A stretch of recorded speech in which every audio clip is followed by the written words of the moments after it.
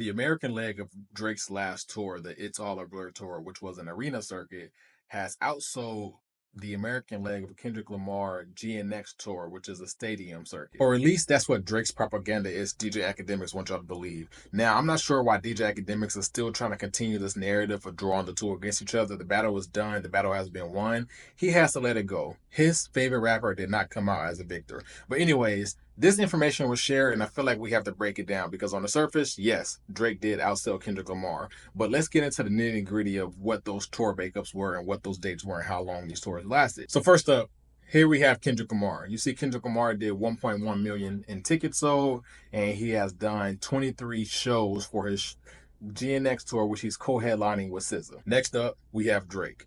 Now here you'll see Drake did 1.3 million in tickets sold, which was more than what was reported for Kendrick Lamar, and he did 80 shows for this tour. It's All a Blur, which featured the likings of Lil Durk, Sexy Red, and J. Cole.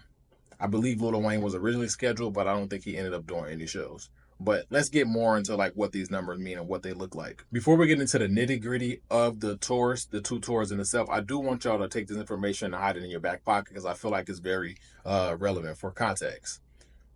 Prior to the back and forth between Drake and Kendrick Lamar, a lot of people speculated that Drake were at odds with his label UMG just because of how long he was on tour. There was people who were speculating like maybe Drake is going broke. This is why he's been on tour for so long, because he was on tour for nearly a year. And then these text messages leaked between him and the artist Johnny Blaze, where he, came out to her and said that like essentially UMG is, or Live Nation is working me like a. Now let's get into the specifics of these tours. We're gonna stay with Drake. We have It's All a Blur tour. As I previously said, this tour nearly lasted about a year. It started in July 2023 and it ended in April 2024. Now it's important to note that there was a break in between the two legs. I believe there was a 2 or 3 month long break.